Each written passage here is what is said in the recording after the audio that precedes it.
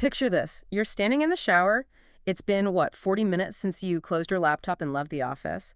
The water is running, your mind is wandering, and suddenly, out of absolutely nowhere, the flawless, grammatically perfect English sentence just pops into your head. Oh, the classic shower Yeah, sentence. the exact, highly nuanced sentence you desperately needed during your 10 a.m. video call.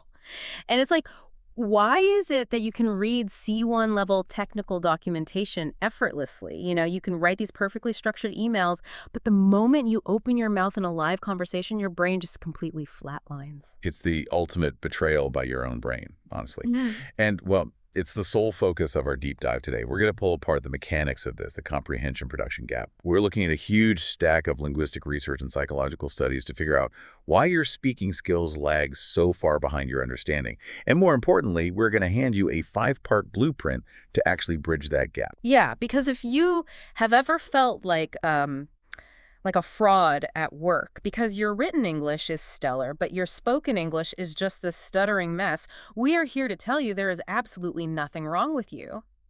Trying to speak a second language under social pressure, it literally feels like being asked to juggle flaming torches while simultaneously solving long division in your head. That is a very accurate analogy. You're trying to perform socially and you are trying to compute linguistically all at the exact same time. Yeah, it's basically a massive cognitive traffic jam. But, before we can get to the tools that clear that traffic, we really have to look at the machinery behind the freeze. Like, where do those words actually go when you need them? The first thing to understand is that the comprehension-production gap is not a failure of your intelligence. It's actually the default setting of the human brain. We see the most extreme version of this in babies. Think about it. A 1-year-old child can process and understand a relatively complex command like, go get your shoes and bring them here. Mm-hmm. But if you ask that same child to speak, all they can physically produce is like, da. Okay, wait, I have to push back on that comparison immediately, just on behalf of everyone listening.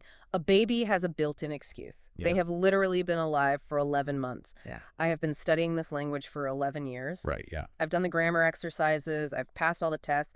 At what point does the whole baby excuse wear off and it just becomes my fault for, I don't know, not trying hard enough? No, it's a completely fair frustration. Yeah. But the timeline isn't actually what matters here. It's the biological reality of how the brain processes language. Mm. The linguist Stephen Krashen famously researched what he calls the silent period. The silent period. Yeah, it's this phase where language learners are absorbing massive amounts of input, but their brains are essentially refusing to produce output. And researchers like Eve Clark have proven over decades of study that comprehension consistently outpaces production. Always.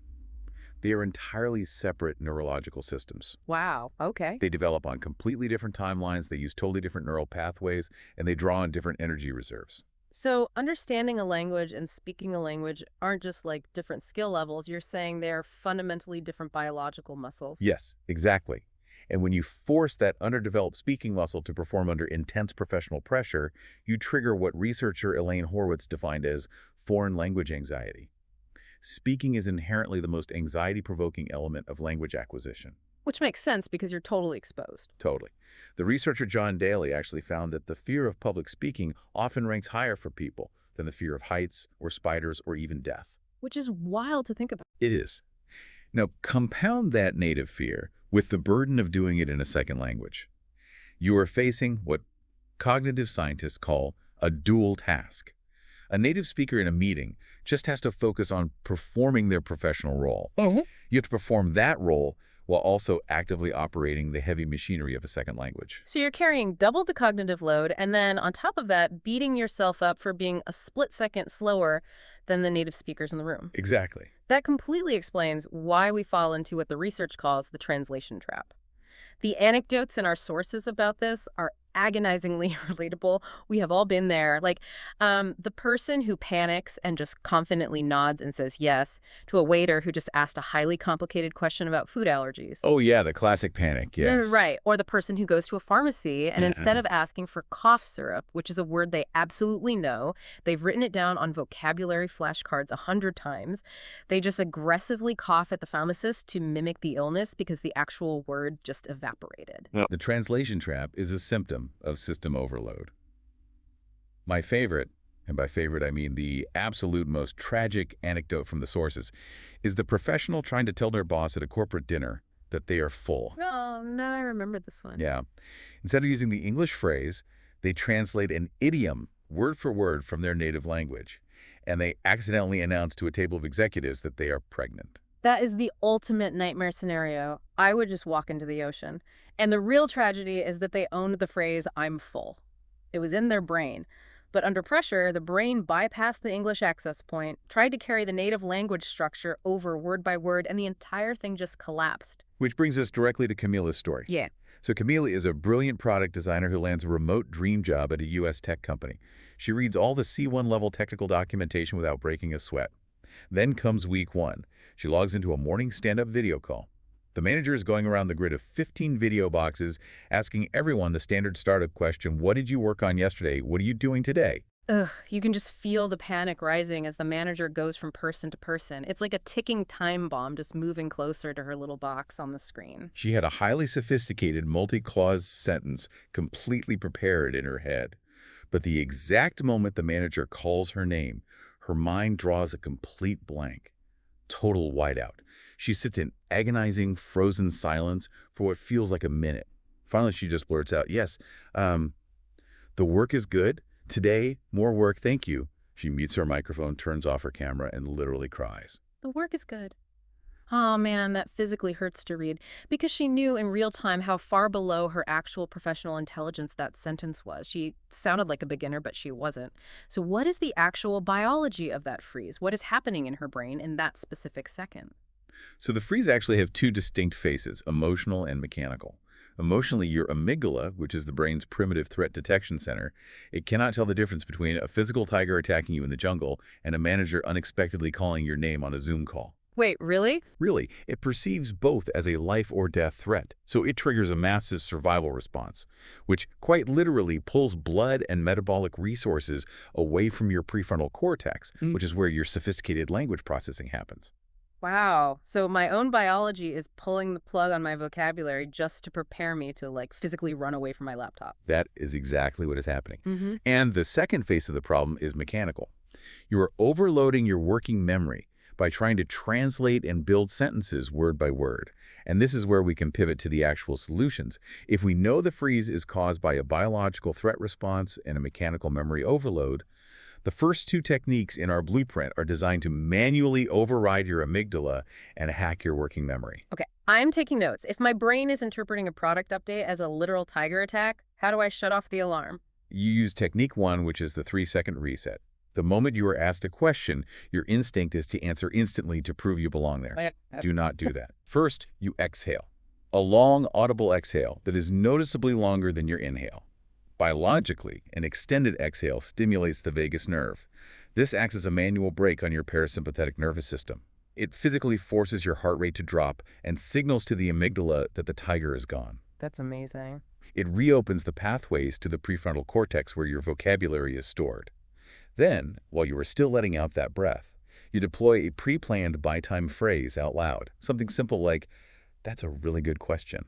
And only after that phrase is finished do you begin your actual answer. I have to pause here because every time I hear advice to slow down, my immediate fear is that pausing makes me look lost. Like if I take a long breath and say, let me think, doesn't that just broadcast to the room that my English isn't good enough to keep up? I get that fear, but it broadcasts the exact opposite. What actually makes you sound lost is rushing to fill the silence with panicked, high-pitched ums and ahs, or starting a sentence before you know where it's going and having to frantically backtrack. Pausing calmly, maintaining eye contact, and saying, that's an interesting point, let me think about how to frame this, that is a marker of absolute native fluency. Native speakers pause constantly. They just own the pause. The pause projects confidence, not confusion. Okay, so the breath and the by time phrase disarm the biological panic. I love that. But what about the cognitive overload? Once I do start speaking, how do I avoid that word-by-word translation trap? That requires technique two, which is thinking in chunks. This targets your working memory, which is notoriously limited. If you approach English like an algebra equation, subject plus verb plus object, and try to pull every single word individually from your mental dictionary, you instantly max out your working memory capacity. You have absolutely no processing power left to focus on the tone of your voice or the reaction of the person you're talking to. Right. So building word by word is like using all of your brain power to assemble the engine of a car while you are simultaneously trying to drive it down the highway at 60 miles an hour. It's completely unsustainable. Because fluent speakers don't build cars on the highway. They rely on what linguists call lexical chunks. These are pre-assembled, unchangeable blocks of language. Instead of painstakingly finding the individual words for I see what you mean but, they just grab the entire pre-built chunk. I see what you mean but. Because it is a single memorized unit, that entire phrase only takes up one slot in your working memory instead of 6. Oh, that makes so much sense. You just drop your specific meaning into a framework that already structurally works. That must free up a massive amount of mental RAM. Exactly. But chunks aren't completely foolproof, right? Let's say I do the breath, I start with a great chunk, I'm halfway through a beautifully structured sentence, and then a highly specific word just vanishes from my brain. The noun is just gone. I hit a roadblock. This is a critical pivot point, and it's where we bring in Technique 3, the buy time toolkit. Silence mid-sentence is the enemy because it breeds that amygdala panic all over again. Silence makes you feel like you are failing. To survive the roadblock, you have to build a personalized toolkit of categorized phrases to comfortably fill dead air. Like what? You need thinking phrases like, how do I want to put this? You need clarifying phrases that pass the ball back to the other person, like, sorry, just to make sure I'm following, do you mean? And you need softeners, like off the top of my head. Let's actually test that right now. Let's say we're in a meeting and I suddenly ask you a completely jarring question about quarterly projections that you definitely weren't prepared for. All right, throw it at me. So, given the supply chain issues, how exactly are we adjusting our Q3 revenue targets? Off the top of my head, I'd say we need to look at the historical data first, see what happened there. Yeah. Off the top of my head is a psychological shield. It buys me 3 seconds of pure processing time, and it lowers your expectations. It signals that this isn't my final, perfectly polished answer. It completely removes the pressure to be perfect. That is incredibly effective. It's so smooth. But what if the roadblock isn't a complex idea? What if the blank is just one very specific word? Like, I know exactly what I want to say, but the professional noun just evaporates. That is when you deploy circumlocution. It sounds incredibly academic, but it just means talking around the missing word instead of freezing in place. Fluent non-native speakers are absolute masters of this. If you are in a logistics meeting and you completely forget the word bottleneck, you don't freeze and stare at the ceiling in terror. You circumlocute. You just say, we need to fix the point in the process where everything slows down. A missing word is never a crisis if you know how to paint a picture around it. So a missing word stops being a cliff you fall off and just becomes a slight scenic detour. I love that. But what if it's not just a single word? What if my entire thought, the brilliant insight I had in my native language is just far too complex to translate on the fly? That brings us to Technique 4, and honestly, it's the most difficult technique to accept. It's called the speed of surrender. The freeze usually happens because you are aiming for a highly sophisticated level 10 sentence. You are trying to perfectly mirror the nuance of your native language. You reach for the 10, you miss, and you produce a 0. Total silence. The mechanical fix is consciously aiming for a 7. You have to strip down your complex, beautiful thought to the absolute simplest, true version of that thought. I'm going to be honest, I have a real problem with this one. I know everyone does. Because if I have a nuanced strategic point about cross-departmental synergy and I drop all that complexity just to say a basic sentence, like different teams want different things, aren't I just dumbing myself down? Am I not presenting myself to my colleagues as less intelligent? It feels that way internally, I promise you, but the external perception is the exact opposite. Surrendering to simplicity is not defeat. It is exactly what highly skilled communicators do when they are under time pressure. Think about the outcome. The basic, simple truth delivered clearly and confidently is always perceived as more authoritative than a complex, jargon-filled sentence that devolves into a panicked, stuttering freeze. A clear, confident 7 beats a frozen 0 every single time. That is a really good point. The speed of surrender is a superpower. The faster you let go of the perfect sentence, the faster you can grab the simple one and keep the conversation moving. Okay, I'm sold. So we use the extended exhale to physically calm the vagus nerve.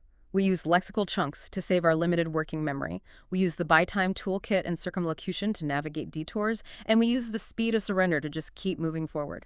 These are incredible tools for when you are already in the trenches of a conversation. But how do we fix the machinery before we even log onto the call? How do we wire our brains so that grabbing a chunk is an automatic reflex rather than a conscious effort? To do that, we have to transition from knowing about language to physically producing it. This is technique 5, building the muscle through shadowing. We really need to distinguish between declarative knowledge and procedural knowledge. Declarative knowledge is knowing a rule or a fact. It's knowing exactly how the gears and pedals of a bicycle work. Procedural knowledge is automatic, physical action. It is the ability to actually ride the bicycle without falling over. Speaking a language is procedural, and you can only build procedural speaking pathways by outputting sound. Oh no, I think I see where this is going. So all those hundreds of hours I spent watching Netflix in English without subtitles, all those podcasts I listened to on my commute, none of that actually built my speaking muscle, did it? Because I was only ever receiving the language. Sadly, no. Listening only builds comprehension. It builds your declarative understanding.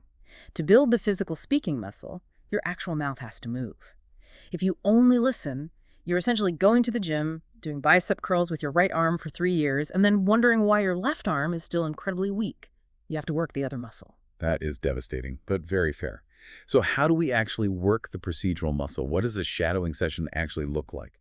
It is a targeted daily physical exercise. You find a short 30-second audio clip of natural conversational English. It could be a clip from this deep dive, a YouTube video, or a business presentation. You play it, and you speak along out loud at the exact same time. You act as a vocal shadow, maybe a half second behind the original speaker. And the key here is that you don't just robotically read the words, you mimic the rhythm, you copy the melody, you hit the exact stress points they hit. If they pause, you pause. So I am essentially forcing my mouth to navigate the physical terrain of English phrasing until it becomes literal muscle memory. Precisely. You have to do this out loud every single day. You are literally carving out the physical motor pathways for English speech in your brain. You are building a concrete bridge between the deep reservoir of vocabulary sitting in your prefrontal cortex and your vocal cords. That makes total sense. Let's bring this all back to Camila, the designer who froze during her stand-up. What happened to her after she started using these tools? So 4 months after that disastrous the work is good moment, her team's lead designer called in sick. Camila was asked, with almost no warning, to present a major new product direction to a massive external client. Oh, wow. The ultimate high-stakes dual task. Exactly, but this time she gets on the video call. She shares her screen, she takes a long, audible exhale, and she starts with a pre-planned chunk. Thanks so much for joining today. I'm going to walk you through where we landed. And when the client interrupted her to ask a completely unexpected, difficult technical question, she didn't panic, she didn't trigger the amygdala, she used the reset. She said, "That's a really great question. Let me think about that for a second." She held the pause calmly, and then she delivered a clear, simple, chunk-based answer. Her manager sent her a private message immediately after the call, saying her presentation was flawless. See, she didn't magically memorize 10,000 new vocabulary words in 4 months. She just finally built the access bridge to the words she already had. Yes, fluency is not a magical personality trait that you are either born with or you aren't. It is a constructed skill. And every single person listening to this right now can start applying this blueprint tomorrow morning. Start small. Start with one long exhale before your first meeting and just one pre-planned chunk. So what does this all mean for you listening right now? It means you are not missing the language. The vocabulary is in there. You have just been missing the assembly instructions. And as we wrap up, there is one final provocative question I want you to consider on your own time. Think deeply about how you operate in your native language.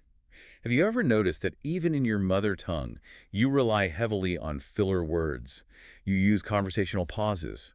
You circumlocute when you forget a word. You constantly rely on simple, good enough sentences when you are put on the spot. You never speak in perfectly crafted, highly complex grammatical paragraphs in real life. We forgive ourselves for all those ums, ahs, and mental blanks in the language we were born speaking. We expect them. We don't even notice them. So why on earth do we demand robotic, flawless perfection from ourselves when we are speaking a second language? If you wouldn't expect yourself to seamlessly juggle while solving complex math in your native tongue, give yourself the grace of a 3-second reset in your second one. Exactly. Let go of the perfect shower sentence. Spot on. The words are already in your head. Now you just have to give yourself permission to let them out.